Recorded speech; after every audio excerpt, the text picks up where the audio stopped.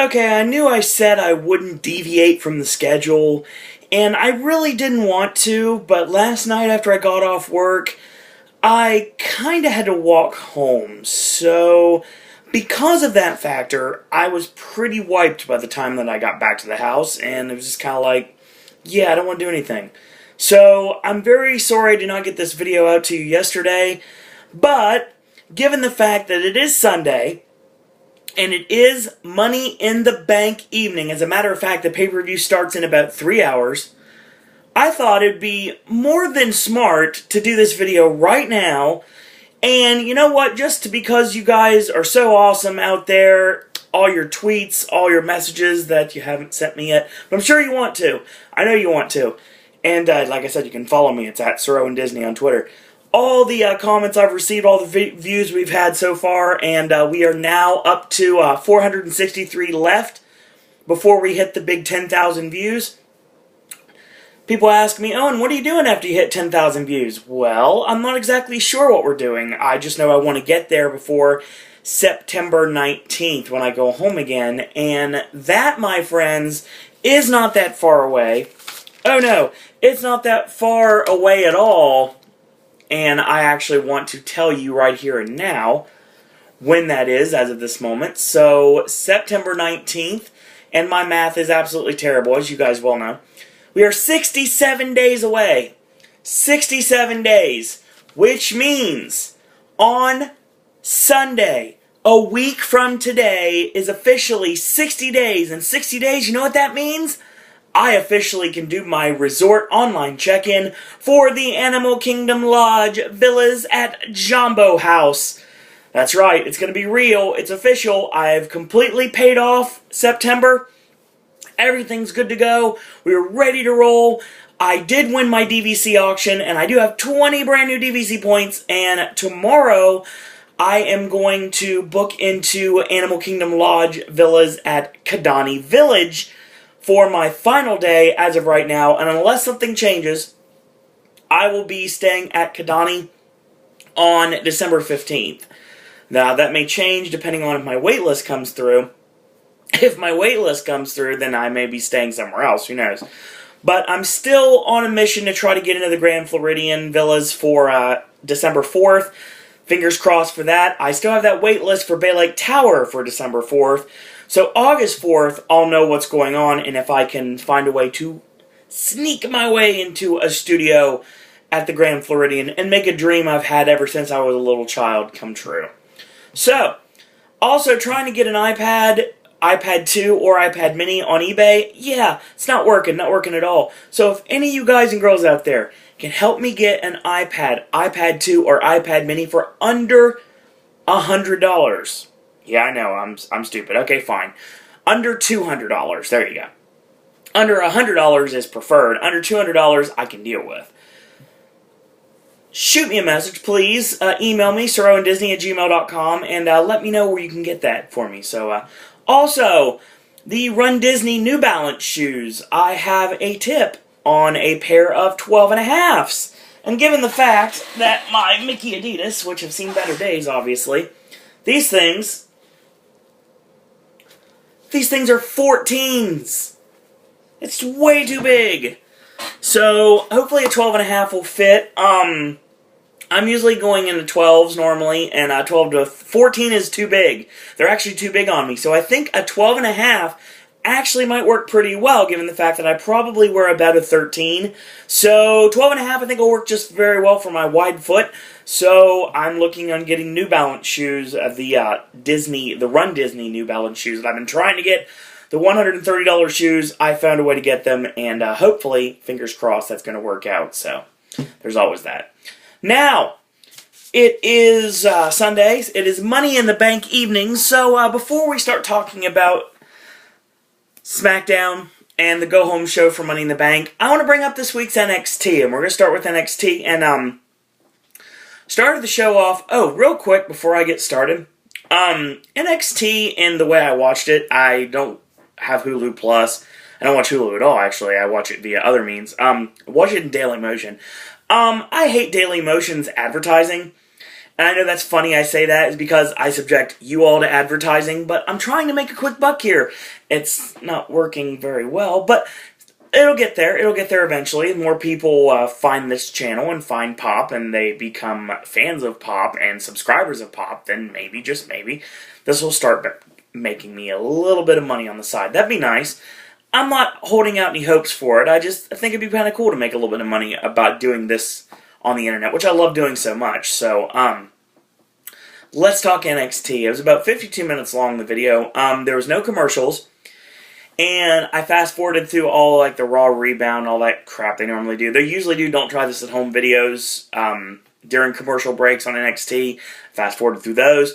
And it's about 52 minutes long, so it's probably about in the 40, maybe 45 minutes long, I'd say, with commercials, was NXT this week. And I have a really big bone to pick with WWE for Smackdown's length. So, we'll talk about that in a second.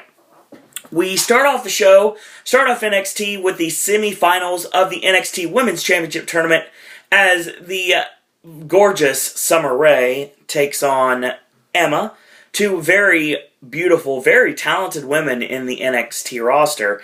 And the winner of this match, we're going to meet Paige in 2 weeks for the NXT Women's Championship. Now, it's not going to be next week. Next week there will be a women's match, but we'll talk about that in a little bit. But in 2 weeks, we're going to get the NXT Women's Championship match. Paige takes on the winner of this next match. So, Summer Rae nails a snap suplex on Emma. She gets a 2 count out of it. So, Summer locks on kind of like a modified cross arm breaker. It's basically kind of like she's rowing. That's basically what she's doing. She's rowing the arm of Emma at this point. And she goes back to it. Emma rolls her up and gets a 2 count out of it. And on top of that, Summer with a big drop kick, she gets a 2 count of her own. So, hold on. Let's try to work this better, make this look a little bit better. Yeah, I'm trying to scout my notes here. Doesn't look like I'm staring down at all seconds, but I'm trying not to. Anyway, I'm not looking down, I promise you. So, Summer Rae goes into the chin lock. It gets countered with a butt bump. Yeah, I had to call it what I saw it, and it was a butt bump. And a whip in, and a shoulder block to the midsection. She slides to the legs, and she's going for a sunset flip, and she brings Summer over, 1, 2, and a kick out. So, Summer with a drop toe, nailed with a drop toe hold to the middle turnbuckle. So, Emma has her on the ropes right now. And literally has her on the ropes. She's slumped down in the corner. Emma charges in and cross-body to Summer Rae while she's seated in the corner. And 1, 2, and no, she kicks out at 2.5. There's a boot from Summer Rae.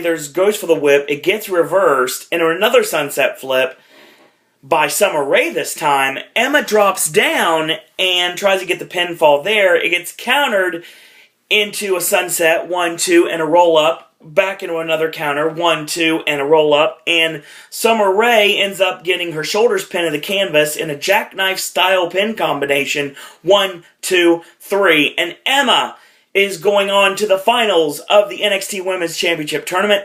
Now, I know I said when the tournament started, even before the tournament started, when I first saw the brackets, it was going to be a Paige-Summer Rae final, and I did not really think about how over Emma is in NXT.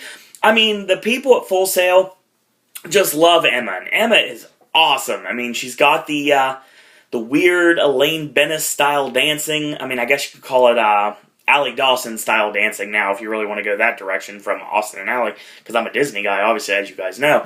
But, this weird dancing, and the crowd's into her, the kids are into her, and they really want to cheer Emma, and you have 2 homegrown talents in your finals for the NXT Women's Championship Tournament. But not to be undone, Summer Rae attacks from behind and starts pounding away, and the next thing you know, Paige slides into the ring, chases her vaulted rival to the back, and they have a stare down, kind of a mutual respect style stare down, kind of like, we're going to do this for the NXT Women's Championship. And basically, Paige lets Summer Rae go to the back, and Paige lets Emma have her moment in the sun as she leaves the ring, and Emma dances to the delight of the crowd. So, get a weird segment next. Bayley, who looking very ditzy, wearing like a kitty cat shirt, and she's with your NXT commissioner, General Manager Dusty Rhodes. She's basically talking about the shininess of the WWE Hall of Fame ring that Dusty has. She's like, oh, it's so shiny. There's that WWE logo on it. And basically Dusty says he's proud of her, and it doesn't matter that it obviously matters that she lost, but I mean, in the long run, it doesn't matter that she lost. She's going to bounce back, and she'll be fine. And she asked the question to Bayley, and it makes sense. When Bayley lost the first round match to Alicia Fox, who I like to bash a lot on here, but I mean, overall, I guess. But basically, she went to hug her. And Alicia Fox was like, I don't want nothing to do with you. So she was like, no way, back up for me, lady, and then crazy lady, go away, and then I'll kick you aside. And Dusty made the comment kind of like, wow, why would you hug her after she just beat you? And she basically felt like she was starstruck, is pretty much what she was saying. And then she started like hyperventilating. And she was like, oh my god, oh my god, oh my god, oh my god. And the next thing you know, out of the frame, coming into frame, walks in the Nature Boy Ric Flair and his daughter, Ashley, who we're going to know in NXT as Charlotte. Wow. Subtlety from the WWE writers. Charlotte, North Carolina. Get it? Unbelievable. And I have a problem with a lot of these NXT names, but then again, I mean, some of them are growing on me, like Sami Zayn, and others like, I don't know, Connor O'Brien are definitely not. But we'll talk about that at another time. So basically, next week, Charlotte's going to make her official in-ring debut against someone, but they don't know exactly who she's going to face. So Bayley's basically marking out in the background, and she says, I'll do it, I'll be her first opponent. And Ric Flair, of course, is like admiring her moxie and basically saying that, yeah, that's fine. Dusty's like, okay, Bayley, you got it. Next week, you against Charlotte in her official NXT debut. So they shake hands, they say good luck to each other, and she goes, Mr. Nature Boy, can you just do that thing just one time? And of course, she's obviously talking about wooing. And Flair's like, nah. And he kind of walks off set, and she looks a little bit dejected, and Flair comes back and goes, woo! And does it over and over and over again, and then walks away with Charlotte. And the next thing you know, Bayley looks at Dusty, he's like, woo, woo, woo, much to Dusty's dismay. So, that was an interesting segment. And that sets up a match for next week on NXT. Charlotte making her official NXT debut. Ashley Fleer, obviously. Charlotte taking on Bayley. Interesting to see how that goes. We got our next match of the evening that stems from the run-in that ended the show last week, which ended up being Leo Kruger and Antonio Cesaro putting the boots to Bo Dallas and Sami Zayn coming out to make the save. Well, it leads to this match, which is Leo Kruger taking on Sami Zayn. So we go midway through the match, like you do here, and Kruger with a snapmare and goes for a cover and only gets a 1 count out of it, so Zayn kicks out. So, nice snap suplex by the Mercenary for 2, and a hammerlock. And while he has the hammerlock trapped in, he puts the knee between the shoulder blades, and then he drops the knee right across the back of the neck, putting pressure on the back of the neck, and then he knee drops the back of the neck on 3 occasions. So they get back up to their feet, and he whips him into the corner, and a tip up from Zayn, and he ducks the clothesline, ends up ducking the back elbow, and Kruger catches him off the ropes with an Arn Anderson-style spine buster, stacks him up, pinfall attempt for a 1, 2, and Zayn kicks out just in the nick of time. So he goes to the middle rope for the elbow drop, the Bret Hart style, and he moves out of the way, and, read this here. Okay. Running clothesline, and then when he gets up to, he nails him with another running clothesline. Sometimes hard to read my writing, sorry. He tosses him up in midair, and Zayn counters with a nice front drop kick. 1, 2, Kruger kicks away. So a back elbow, and goes from the middle rope, does Sami Zayn. Kruger nailed with a back elbow.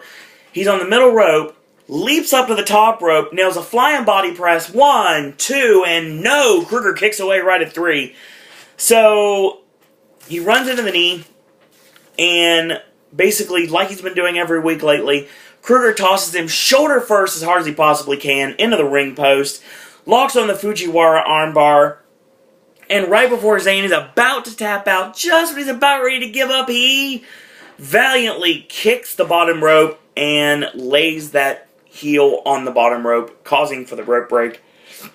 We go back and forth, and basically Kruger gets planted with a Blue Thunder driver, 1, 2, and no, kick out again. So he goes up top to try to finish off Kruger.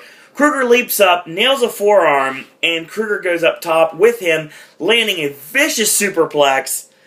And when he gets up, he plants Sami Zayn with a single-arm DDT. And after that, he makes him tap to the GC3, which is basically a step-over key lock. And that's your match, folks. What a great opening contest. What a great contest here on NXT. And Leo Kruger moving further into contention for that NXT Championship, currently held by the most hated man in NXT, NXT's version of John Cena, Bo Dallas. Excuse me. By virtue also of what happened last week, we get a handicap match between Mason Ryan taking on Enzo Amore and Big Cass, Colin Cassidy. So, Amore comes out, and just like the first time I saw Enzo Amore, he says, Enzo and Big Cass. Bada boom! Realest guys in the room. Like George Carlin said, and I'll paraphrase here because I don't curse on pop. The next guy that says bada bing, bada boom's getting kicked right in the nuts. Well, Enzo Amore didn't get kicked in the nuts per se, but he got taken down a peg right away by Mason Ryan, but I'll talk about that in a second. He's like, you cheap shot me? We don't like you. A little math lesson for you, meathead. 1 + 1 = 3.14. Time to eat your pie. I know. Owen's accent's not very good. Sorry. So they double team Mason Ryan. Mason Ryan gets whipped. They go for a double whip, and Ryan plants them both with a double clothesline. So he whips Enzo into one corner, and then he whips Colin Cassidy in the other corner. So he picks up Enzo for a scoop slam. I'm guessing it's a body slam into a swinging Uranagi is probably what he's going to go for. Or a fall-away slam, or just something to basically try to finish him off. And Big Cass with a big boot, and Enzo lands on top of Mason Ryan. 1, 2, and a kick out. So not to be undone, they work over Mason Ryan yet again, and Mason goes for a scoop slam once more. Probably that scoop slam into a swinging Uranagi. And Enzo clips the knee out from under him, causing Big Cass to fall on top. He hooks the leg. 1, 2, 3. And a big win in the ongoing rivalry between Mason Ryan and the tandem of Enzo Amore and Big Cass, Colin Cassidy. I don't know if I really like this gimmick yet. It's gonna probably take a bit to grow on me, but it's not bad. It's a good start. Like I said, I mean, it's a blatant ripoff of Robbie E and Robbie T. I get that. Even down to the fact that you got a guy from Jersey and a guy from overseas. I believe Colin Cassidy is if he's Welsh, I'm telling you, it's even a bigger ripoff, obviously because of Rob Terry. But it's okay. I mean, continue this. This is a nice little lower mid-card feud. Lower card feud, I guess you could say. You probably can't get any lower than Enzo Amore right now. He's got good charisma, and I like the Cassidy's the muscle. Cassidy's not bad in the ring. Mason Ryan is trying to build himself back up. Obviously, Mason Ryan, the last time we saw him on WWE television, he was with the Nexus. And now he went back to NXT, and then he basically was off television for a while. He re-emerged on NXT a couple weeks ago, and now he's trying to build himself back up. Obviously, in position to challenge Bo Dallas eventually for the NXT Championship. Because obviously, if you're working for the company, it doesn't matter if you're Dante Dash, or Xavier Woods, or Adrian Neville, or even Bray Wyatt. Obviously, Bray Wyatt. When it comes down to it, everybody wants to win that NXT Heavyweight Championship. From the bottom of the card all the way up to the top. So, if you don't want to win the heavyweight championship, get out of the wrestling business. Obviously. Now, granted, your heavyweight championship could be a cruiserweight title, or a tag team title, or a women's championship. I get that. But if you don't want to win your equivalent to the heavyweight championship, then what's your point? There's no reason to even be involved. And that's pretty much what they're doing. Amore and Cassidy teaming up maybe to go after the NXT Tag Team Championships. There's a big line right now leading towards the current NXT Tag Team Champions, Eric Rowan and Luke Harper, representing the Wyatt family. So it's going to be interesting to see where we go from there. And next week, we're going to get them defending the tag team titles against Adrian Neville and Corey Graves, which sets up our main event tonight. But we'll talk about that later. So Dusty Rhodes makes a speech and says, you know what? After last week, I made a decision. And we're going to crown an official #1 contender for the NXT Heavyweight Championship. So there's going to be a 3-way dance next week. 1 pinfall, 1 submission, winner take all. Leo Kruger,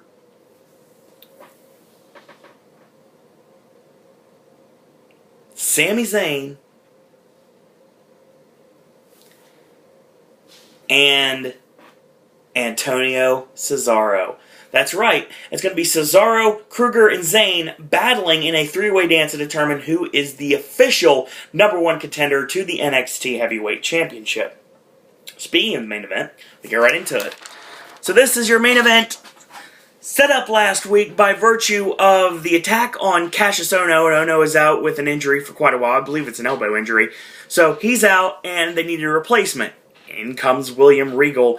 And now we've got our main event, Bray Wyatt, Eric Rowan, and Luke Harper taking on the tandem of Adrian Neville, Corey Graves, and William Regal. And that is our 6-man tag team main event here on NXT. So we go midway through the match, as we always do. Harper with a whip-in on Adrian Neville. He backflips over. He lands on his feet and drop kick by Adrian Neville. So Harper locks on a version of the Iron Claw, and he gets to the ropes, does Neville, calling for the break. So tagging to Bray Wyatt, and Wyatt does a seated avalanche, basically setting on the chest of Adrian Neville and just sitting there to add more pressure to the ribcage, obviously. Tagging to Luke Harper, he hits a European uppercut, and Neville's trying to fight out. He does those forward headbutts, 2 in succession, a whip in, and he basically just ran him over for a lateral press 1, 2, and a kick out. So he grabs him by the hair and slams him down on the canvas viciously, tagging Eric Rowan, and Harper whips him into Neville, and Neville catches him with a back elbow, a big scoop slam from Rowan for a 1, 2, and a kick out. Short arm into the knee lift, and that pump handle backbreaker from Eric Rowan, 1, 2, and again Adrian Neville kicks out. So basically, he steps on the neck, and he pulls the knee back, like trying to hyperextend the knee, and he locks it into a modified half crab with the foot planted against the back of the neck.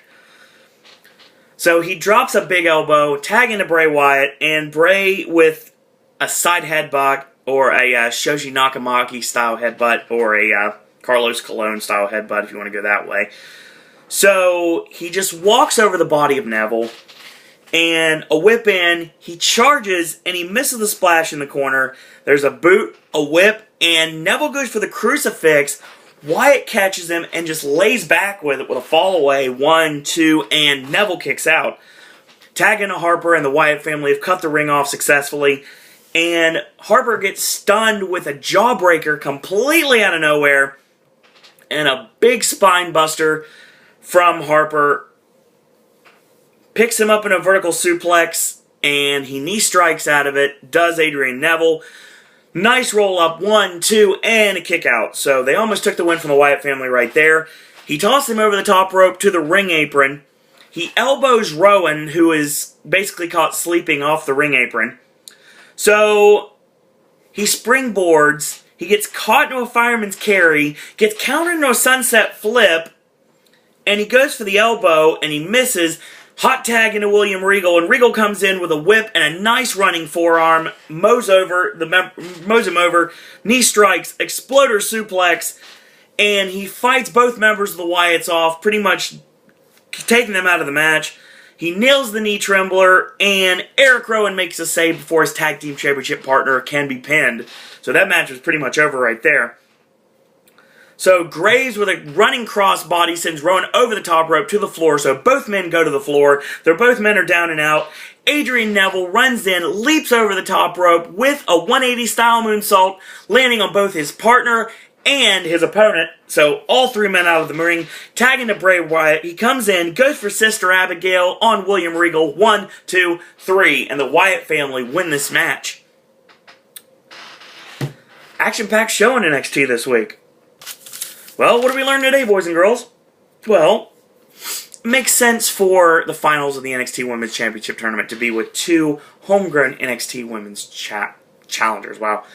Two homegrown NXT superstars, obviously. Paige and Emma are two superstars that everyone in Full Sail knows, and they're going to get behind both of them. It's going to be interesting to see how they split the crowd, because obviously you have pure fans shooting for the anti-diva, and then there's pure fans that are shooting for the Evolution to begin.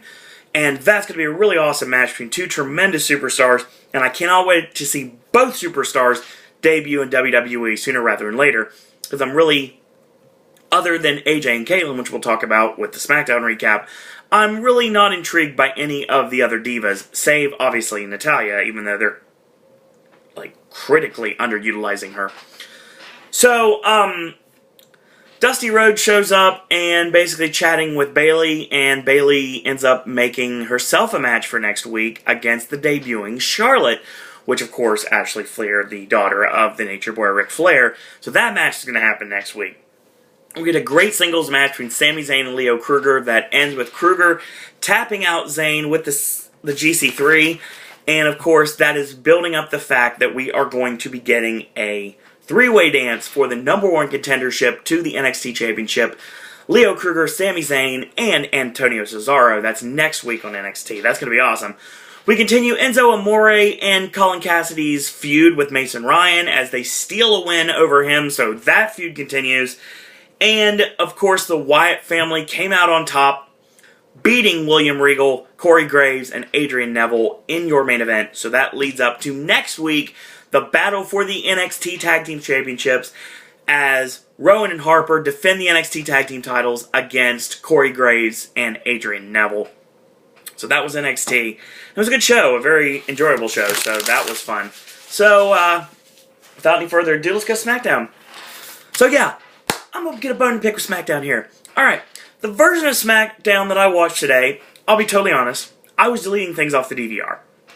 And when I deleted things off the DVR, basically what I did was, I accidentally deleted the wrong SmackDown. So I did not have a SmackDown on my DVR from Friday night. So I had to go and find it. Obviously, I looked on YouTube. There's a goof on there that put a 2-hour version of SmackDown, which was basically, it started off as the John Cena Ryback match from Payback. And I was like, yeah, this guy's a fool. So obviously that's not what I'm looking for. And then a couple of times stroke out. So I went to my favorite file sharing website, and not really a file sharing website. I went to my favorite website and I found it. And when I found it, I found something very interesting. SmackDown on my DVR is 2 hours and 5 minutes, given that there might be an overrun. Now, I obviously should probably take into account the fact that there never is a SmackDown overrun due to the fact that the stuff on Sci-Fi starts precisely at 10 o'clock. But this video, for a 2-hour-long SmackDown, was 1 hour and 25 minutes. Think about that for a second. That basically says there were 35 minutes of SmackDown that is nothing but commercials. You know, and I buy it too, I really do. And if you take out, like, the Raw recap stuff, we're probably down to about an hour 15, maybe, of wrestling. And that's it. Wrestling that is strictly SmackDown. I don't talk about the Raw recaps or the Raw rebounds. Why? Because I discussed them on Monday, so I don't have no need to talk about them again. So, there's always that. So we get to our opening match, and it's going to be the MVP of the WWE, Daniel Bryan, still over like Rover, taking on Captain Charisma himself, Christian. This match was really good, by the way. So, midway through the match, Christian back body drops Daniel Bryan over the top rope to the arena floor and goes for the baseball slide. He misses, and he gets nailed with that hooking clothesline on the floor. So, Christian struggles to get up to his feet. Bryan gets on the ring apron, charges off with that running knee strike off the ring apron. And on top of that, he basically goes for a charging drop kick. I gotta figure out where I am here. I got 6 yards. There we go. He goes for a charging drop kick, and he misses when we get back in the ring. You know, Austin Aries IED. And Christian goes 1, 2, and kick out. So, obviously, Christian doesn't count his own pinfall, but you know what I mean. So, he plants him with a Hangman's neck breaker for a 2 count. And vicious kicks to the back from Christian. And he elbows out of a chin lock. And he comes off the ropes. He sidesteps Christian. And Christian goes through the middle ropes to the arena floor. So, basically, Bryan readies for his tope, and when he dives through, he gets nailed with a big right hand from Christian. And that basically just stops his momentum right there, so they're both fighting on the floor. He nails a huge forearm, sends Christian down, and he's now against the ring steps. Bryan charges Christian while he is sprawled against the ring steps, and his arm is exposed, mind you. And he drop kicks the arm as hard as he can, sending the arm back into the steel, and of course, taking the arm pretty much out for that part of the match. So that makes sense, because obviously he's setting up for the S-Lock. So, anyway, he gets back in, he nails those stiff kicks into the corner, and whip in. Bryan with a backflip lands on his feet, but when he lands, he gets caught with a back kick, and Christian nails his 180 into a sunset flip off the middle turnbuckle. 1, 2, and kick out. So Christian with the punches, and Bryan with the kicks, and Christian with the punches, and Bryan with the kicks, and they trade back and forth over and over, and eventually Christian gets the upper hand with a drop toe hold on in the middle rope. I've been using the drop toe hold into the middle something a whole lot lately. I'm not the only one that's noticing this. I can't be. So anyway, he leaps over the top rope, and he nails the big right hand like pretty much his ode to the big boss man. Rest in peace. And even though boss man would just slide under the bottom rope and nail the uppercut, Christian leaps over the top rope and uppercuts the guy. But the concept's still there. Anyway, Christian goes up top for the flying body press, and Bryan's out of the way. He goes up top for the swan dive headbutt, and he misses. And Christian goes for the tornado DDT in the corner, and Bryan throws him off. And the yes kicks, and about 8 of them in succession, and he readies for the buzzsaw. It gets reversed. Christian ducks and grabs the neck from behind, falling inverted DDT, and he sets up in the corner for the spear. So, he gets caught, and buzzsaw kicked once again, and 1, 2, and right at 3, Christian kicks out. So, barely Christian was able to make the shoulder up in the nick of time. So he goes for the stiff kicks, the yes kicks in the corner, and then the IED, the drop kick, the high velocity drop kick in the corner. So he goes for a second one, but when he charges in, Christian catches him with a spear. 1, 2, and Bryan kicks out this time. So he readies up for the kill switch. It gets countered into the yes lock. The yes lock gets countered into a back kick to the midsection. He dives off the ropes, and he gets caught with the yes lock, and eventually he just has to tap. So what a great opening matchup to kick off SmackDown. Daniel Bryan defeating Christian via submission, building his momentum towards tonight's Money in the Bank pay-per-view. But we'll talk about that later. So, we get Teddy Long in the back, and somehow he's not making a tag match tonight. He's actually saying, you know, Dolph Ziggler, I'm going to give you the night off, because I saw it happen on Raw Monday night, and I don't want any of my matches to get any interference in them tonight. So, I'm going to give you the night off.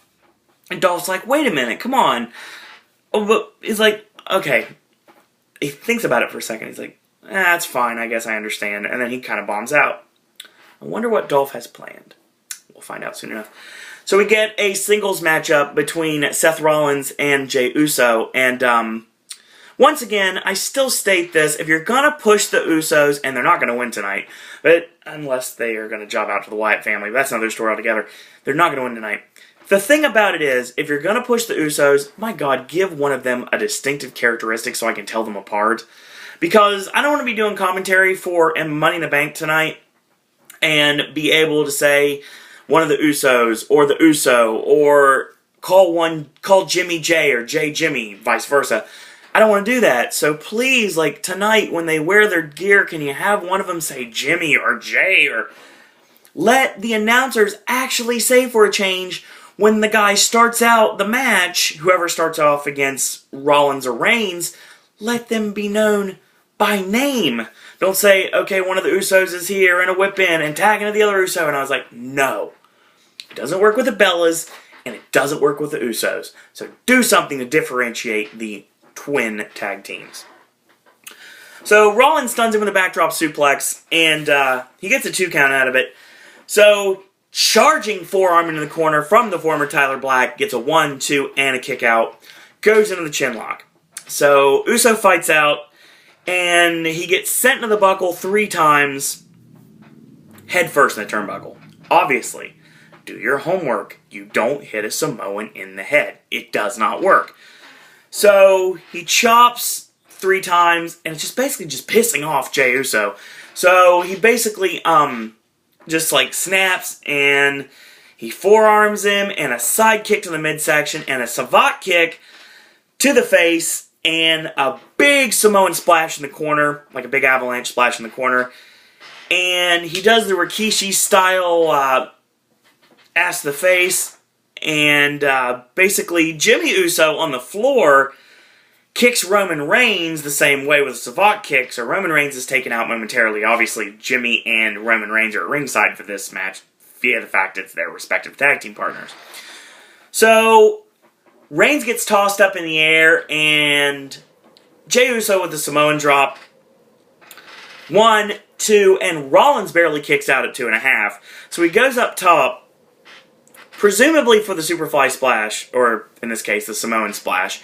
And at this point, there's a distraction at ringside because Jimmy Uso gets caught with a leaping clothesline by Roman Reigns on the floor. This allows for a distraction and Rollins to crotch Jey on the top turnbuckle. He falls off, and Seth Rollins nails the blackout, driving him face first into the canvas. 1, 2, 3. After the match is over, the Shield stand on top of the announce table, raising the championships in the air. Way too much heat for that match. They got way too much in. That may bode like a bad omen for tonight. I doubt it, though. I mean, if you're going to give the Usos the tag team titles, there's got to be a reason for it. And I say, and like I will say later tonight with another match, if you're going to put the championship on the babyface, you do it at SummerSlam. Except for one match, but we'll talk about that actually sooner rather than later. So we get a rematch from Monday Night's Raw that I talked about, where Chris Jericho taking on the Intercontinental Champion Curtis Axel, and of course another non-title match. Jericho beat Axel via pinfall on Monday night, and this is Axel's shot at redemption, given the fact that he has to defend the championship against The Miz tonight at Money in the Bank. So Jericho goes for a codebreaker out of the corner, and he gets dropped face first on the top turnbuckle. 1, 2, and Jericho kicks out. So Axel drops the elbow, the Bret Hart style elbow. He goes on the second turnbuckle on the inside and drops the Bret Hart elbow. 1, 2, and Jericho kicks out. 3 big chops. He goes for the whip in. It gets reversed by Jericho. Jericho plants him with a flying forearm. He ducks the clothesline. Jericho plants him with a Northern Lights suplex. 1, 2, and a kick out. So Jericho goes for the walls. And basically, Axel counters out of it, flips him out, and he ducks the clothesline, and he nails that snap backdrop suplex, or basically kind of like a snap backdrop driver. 1, 2, and kick out. So he whips him in, and he goes for the charging splash in the corner, and he finds nothing but turnbuckle, does Curtis Axel. Jericho goes up top, huge flying body press, 1, 2, and Axel throws the shoulder up just at 3. So Axel's struggling to get to his feet. Jericho bounces off the ropes, nails the face buster, goes for the lion salt. He lands on his feet because Axel moves out of the way. And Jericho gets tossed over the top rope to the ring apron. And Axel plants him with a neck breaker through the ropes. 1, 2, and somehow Jericho manages to kick out. So he goes for a slam, over the shoulder power slam. He lands on his feet, counters into the walls, a really ugly looking roll up. And I thought Jay Bradley was the only one trying to win ugly. 1, 2, and kick out. So Jericho stuns him with a step up into an enziguri kick. 1, 2, again, Axel kicks away. Whip, reverse, he backdrops him over the top rope to the arena floor.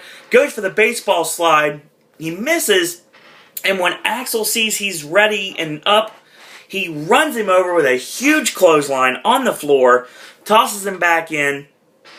He wastes some time getting back into the ring. And he puts his head through the middle rope, and Jericho grabs the neck and codebreaker, sending Axel to the floor. So he's out, and Jericho's watching the ref administer the count. And at about 7 or 8, he pretty much tries to struggle up. Heyman tries, get up, get up, get up. And he struggles to get him up to his feet. And right at 9, it's like he's going to grab the rope to slide back in and break the count. But no, he collapses, and Jericho wins again via countout. I don't have time for a drink, folks. Sorry about that. So, our next match will be between The Miz and Ryback. And, of course, we saw The Miz defeat Ryback via referee stoppage. Yes, you heard me correctly. Referee stoppage on Raw. So now we get a rematch tonight. So, of course, Ryback is favoring the knee. And he was favoring the knee. And it makes sense because that's playing up the fact that The Miz is still using the figure 4 as a finisher. So Miz low bridges Ryback, and you know what low bridges mean. He charges in, and Miz pulls the top rope over, and Ryback goes over the top to the floor, landing on his knee, ironically enough.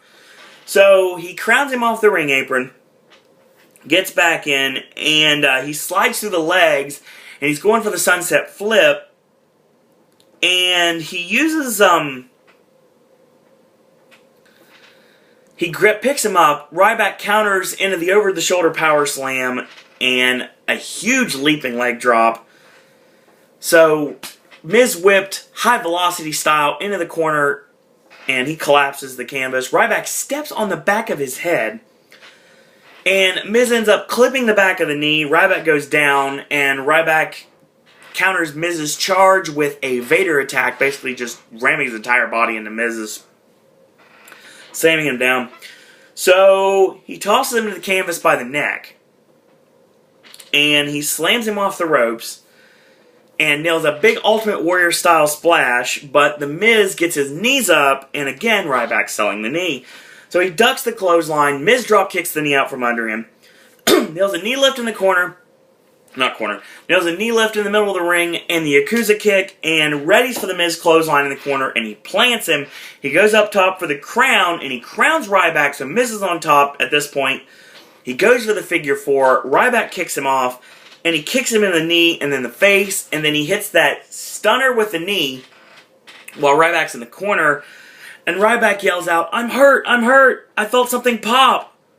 And the referee's like, do you want to stop the match? He's like, no, don't stop the match, So Ryback struggles up to his feet, and Miz is showing a little bit of concern for his opponent, and that was a stupid move because Ryback runs him over with the meat hook, picks him up, and goes for the shell shock. Doesn't stomp around like a goof like usual, selling the knee, and he plants Miz 1, 2, 3. So Ryback gets some very, very much needed momentum going into his match up against Chris Jericho later tonight. So, yeah. Ryback has to win tonight. He just has to, but we'll talk about that later. We got our contract signing for the Divas Championship matchup between the gorgeous AJ Lee and Caitlyn. And all the babyface divas are in the ring. And AJ's like, you know what? No one cared about this division until I won the championship. And Teddy's like, you know what? Stop right now. We need to get going. So basically it's kind of like, we're going too fast. It's taking too long. So yeah, there you go. So she goes to sign the contract. After a little bit of back and forth, she does. Layla grabs the pin out from under her and gives it to Caitlyn. Caitlyn signs. And Teddy's like, it's official. tonight, or in this case it will be tonight, at Money in the Bank, the Divas Championship will be on the line as AJ Lee will defend against Caitlyn. And then AJ's like, oh, Katie, I tried to help you. You know what, remember those texts, the very, very real texts you sent to your very fake secret admirer? You know, I've got insurance and friends and family, so I might as well just show these to you right now. He's like, May 30th. Natty says she's my friend, but she's always with Khali. And you know what they say? Never trust a Neidhart. So Natty is fuming at this point. And of course, the camera cuts to her and she's ticked off. So, June 2nd. Naomi and Cameron, they only care about their reality show. So, Caitlyn, of course, getting mad. And AJ mocks her and goes, Hulk smash! And the fans mark out for it. No, like I said, it's okay. I've got friends and family. I've got insurance. It's fine. Throw it to the Tron. June 4th. He reads the final text. He's like, you know, you let me step out of the mold. You see me for everything. You know what? Just tear up the contract. Walk away and never show yourself here again. Caitlyn's like, no, this isn't going to work. Not this time. I lost my friends, I lost my title, and I lost myself, but I will never let, I can't believe this term was used, a meanie, clingy, man-crazy psychopath manipulate me ever again. I will be champion. You, on the other hand, will be rocking back and forth, seated in a padded cell. So AJ snaps, and Caitlyn uses her strength and pushes the table with AJ still in it back into the corner, and AJ is going nowhere. So Caitlyn just goes off on her, and Big E Langston ends up pulling her off. Well, Big E gets slapped in the face, and when AJ kind of turns around, she gets speared out of her boots, and that's the end of the segment. So we continue to build towards tonight's matchup. Again, Vince will never admit it, but this is literally their answer to Taryn Terrell and Gail Kim and DNA. And, you know, not enough heat there. But we'll talk about that later. So we get our next matchup, a Fandango with the Vivacious Summer Rae taking on Wade Barrett. So it's a Battle on My T-shirt collection. Of course, this is building towards both of them being part of the 7-man all-heel Money in the Bank World Heavyweight Championship contract ladder match for tonight. So Barrett is a huge big boot for 2. And oh, by the way, Zeb Coulter, who's out with his militia, or I guess they're calling the WWE, the Real Americans, Antonio Cesaro and Jack Swagger are on commentary with JBL and Cole. So Barrett stomps a mud hole literally in Fandango and walks it dry. He whips him in, catches them off the corner, and a side backbreaker, 1, 2, and Fandango kicks out. So Barrett with a knee strikes and a huge short arm clothesline, and he places him on the turnbuckle. Like how Scott Hall used to set someone up in the corner, like going for the fallaway slam off the top. Well, at this point, when he's pounding away, the Rhodes Scholars hit the ring for a distraction, and they start jawing with the Real Americans on the floor. And this allows Barrett to get kind of distracted momentarily, and Fandango kicks him in between the eyes, and Barrett is staggered. He comes off the corner and rolls Barrett up, 1, 2, and 3. So Fandango steals a win over Wade Barrett, and the Rhodes Scholars and the Real Americans, they jaw back and forth to end the segment. So, we get our next match of the evening, Alberto Del Rio taking on Sin Cara. So, Del Rio comes out, normal entrance. Sin Cara comes out. And his physique is a little, I don't know, familiar. We'll go with that. So, Sin Cara pounds away, and Del Rio goes to the floor. So, Sin Cara follows him out there and starts pounding away, tosses Del Rio back in. He ducks the clothesline, and he nails the zigzag and swivels the hips. This match never got started, so there's officially a no contest. It's actually really no match. Basically what we're trying to say is you have just witnessed the 2013 of the Yellow Dog. So, yeah. Basically, if you don't remember, back in the early 90s, Brian Pillman lost a taped fist match to Barry Windham at one of the Clash of Champions. And given that loss, Brian Pillman left WCW. Well, then there was a guy that started to show up, kind of Pillman's style. He looked almost identical to Pillman, but he was in a mask, and he calls himself the Yellow Dog. Of course, the Yellow Dog was a gimmick from a long, long time ago, actually. I'll talk about that for a second. And it's really funny that this was done against Barry Windham, given the fact that Barry Windham ended up doing a gimmick called the Dirty Yellow Dog back in the day, after he lost a Loser Leaves Town match to Outlaw Ron Bass. So he came back as the Dirty Yellow Dog, and Barry Windham sends Pillman out of the company, and he made him the Yellow Dog. I like that. That was funny. But obviously, you had the Yellow Dog. It was the perennial underdog, and he would face off against, he faced the Diamond Stud, and I remember that Diamond Stud, destroyed him, choke slammed him, finished him off with the original 3D, the Diamond Death Drop, the old Razor's Edge, Outsider's Edge, depending on what, Crucifix Powerbomb, whatever you want to call it.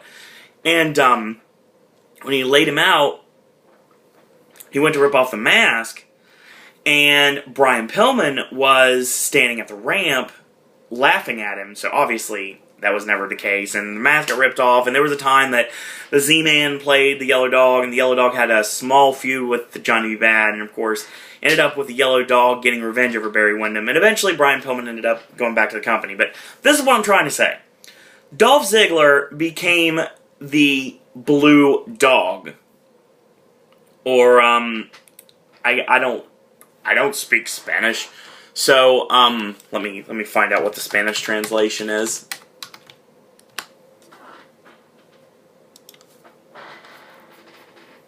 The Spanish translation for this statement... Where is it? Oh, come on. Alright.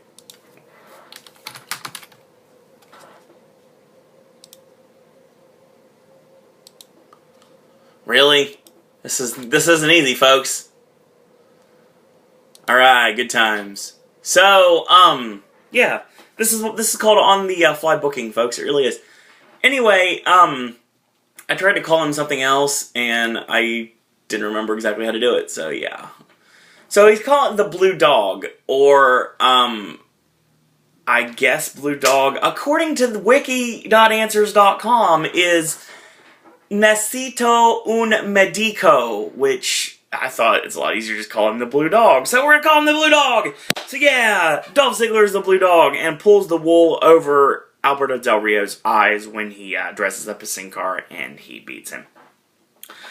Vicky Guerrero comes out to the crowd, of course, via her firing. Teddy Long basically gets security to send her packing. Yeah, it was kind of a waste of time.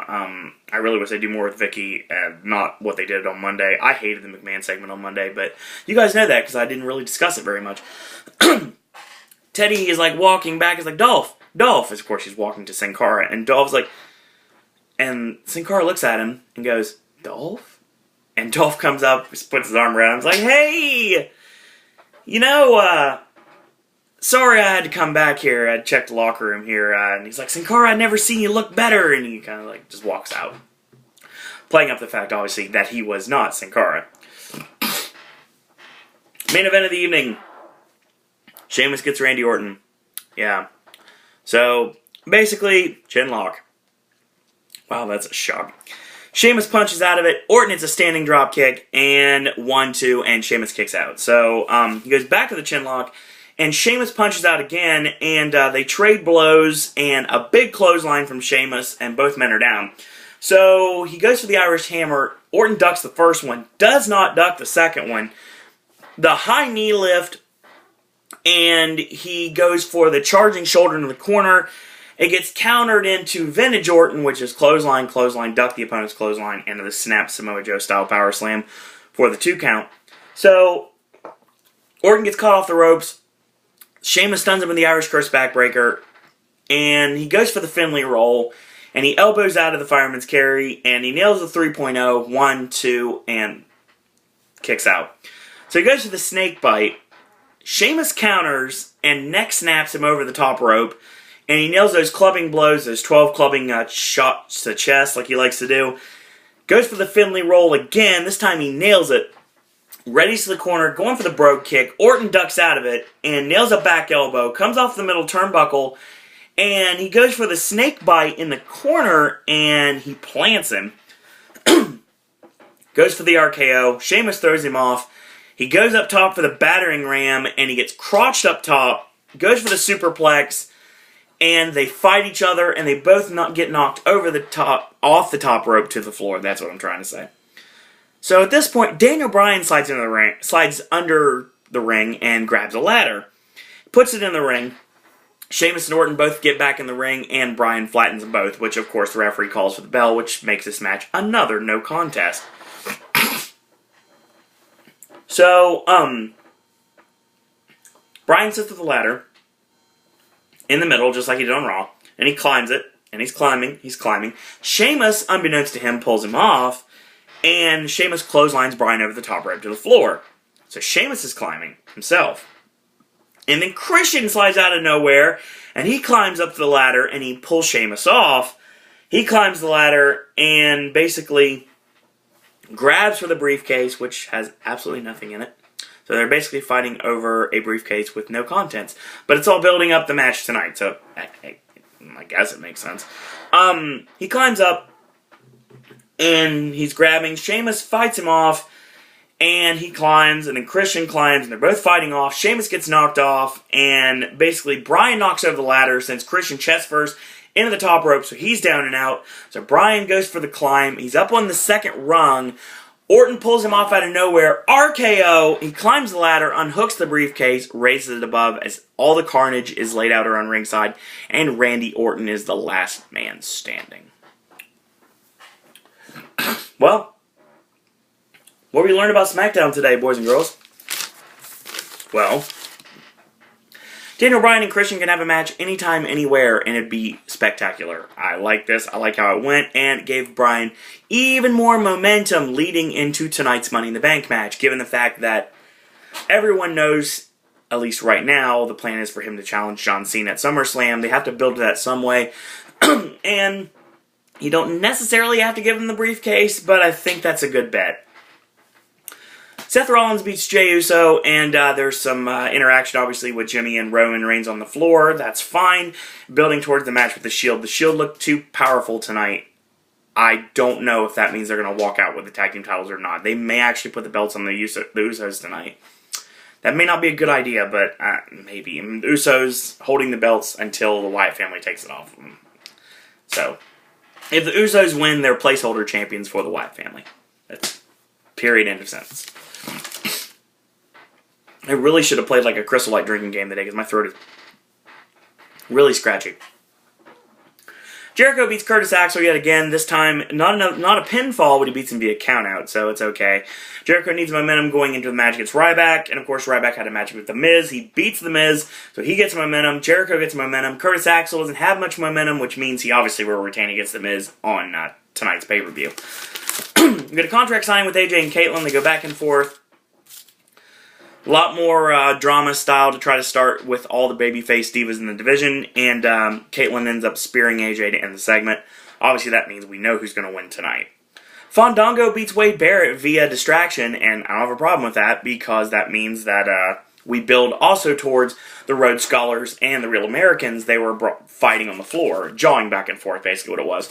Sin Cara fights Alberto Del Rio, and like I called him the Blue Dog in this case because he nails the zigzag, and how Sin Cara would learn the zigzag is anyone's guess.